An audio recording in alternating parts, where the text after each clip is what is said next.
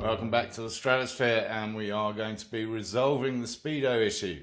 Yes, I don't know why we didn't think of this before. One simple email to Speedhut, the manufacturers of the STR gauges for Lister Bell, and of course they can convert the whole Speedo to a GPS unit for 130 bucks.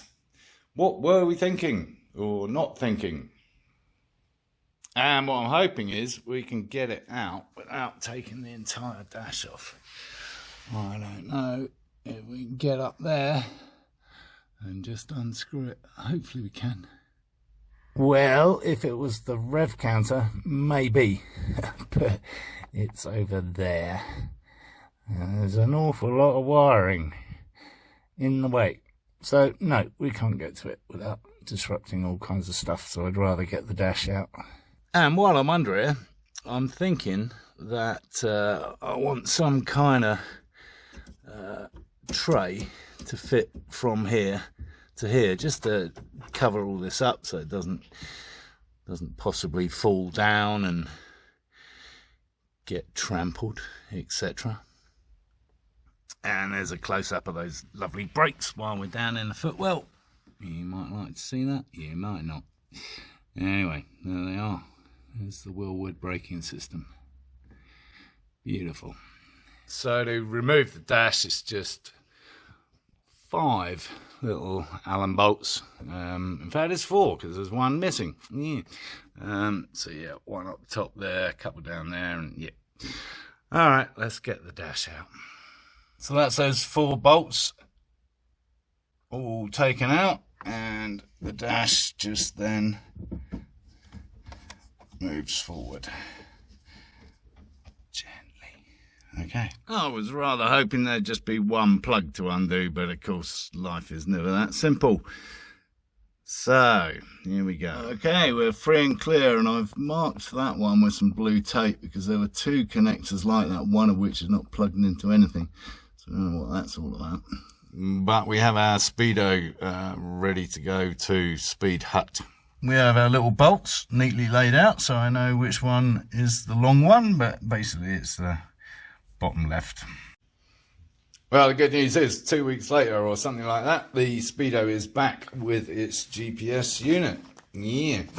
And unfortunately without its connection. So I've got to work out where these go, which is kind of fun because that says green and yellow and green and red and blue and white. Well, I'm guessing blue and white is just blue. I'm guessing green and purple, maybe black, green and red, maybe. It's going to be a trial and error, isn't it? As per bloody normal, just like this haircut. Yes. Well, in the back of the nice connector that obviously Mike put on, we have some similar kind of stuff going on, so we can translate that hopefully. Okay, so far we are piecing this bit together bit by bit. So we've plugged in this, which is I think kind of the main power. We've plugged in the black cables to the one that was before. We have snipped the blue wire out of Mikey's lovely connection, and then these 2 I think are the indicator lights. My only concern is this one, because we didn't have anywhere for that to go. So I'm waiting to speak to Mikey about that. And that's that one there, 12 volts hot start. So presumably that's a permanent live. I don't know whether we even need that. Anyway, I think we're going to mount this in the corner of the windscreen. Right there, to be precise, because it's nice and easy then. The cable just comes down here, and then it will come behind the steering column and marry up to the back of the gauge there. And all the wiring can sit in there. Lovely. Anyway, the good news is the indicators appear to work without the key in. So at least we can test those without turning the ignition on and off and all that malarkey. Well, we have a left indicator light. That's the result, isn't it? Of course I got it the wrong way round to start with, just the same as Mikey did originally. Yes, so red and green goes to green and white, and green and yellow goes to green and red. Yes, this one. I blame Lister Bell. Okay, we have left the building. Let's try that again. We've got left and right. How about that? So everything's hooked up apart from this hot wire and the GPS itself, which is down here. Well, that's easy enough. So I think I'm gonna kind of put it in place. I need to unplug a couple of things that I currently have going around the wrong side of the dashboard, just for test purposes, and then we're kind of ready, I think. So I talked to Mike at IDR, ItalianDesignAndRacing.com, who obviously helped me finish this car in a very major way. And yes, he confirmed that I'm not stupid. Apart from that, bottom line is that particular permanent live apparently is unique to the GPS system. And what it does is record the last GPS location that you were at. And that is supposed to help the GPS system pick up on you quicker, which is a bit bizarre. So he says it might be 30 seconds to a minute before the GPS system kicks in to pick up my movements. I find that hard to believe. I'll tell you why.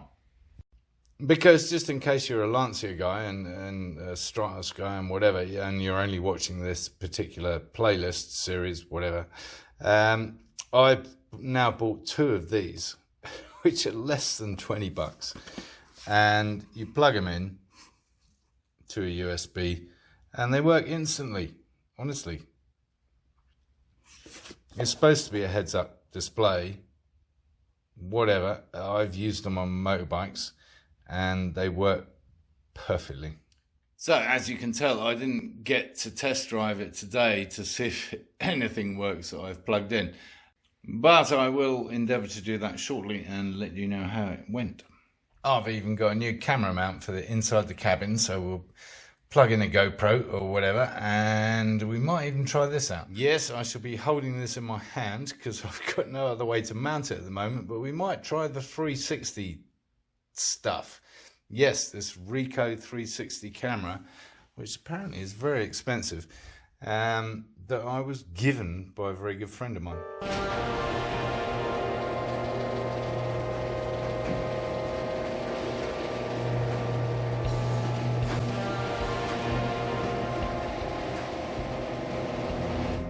Well, you have the appropriate socks. No, I'm really not that bad. They just happen to be on top of the drawer.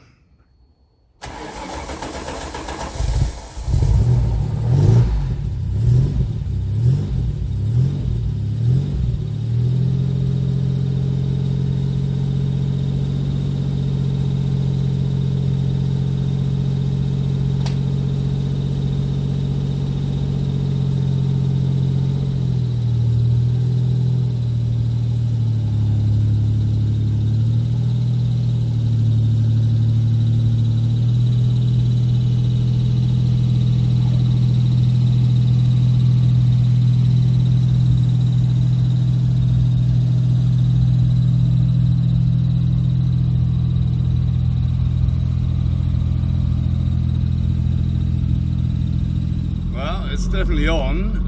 How well it's going to work, I don't know, because I haven't actually glued this to where I'm going to actually have it fitted up here. So let's see if it picks up from where it is. We'll see. It's just kind of dangling.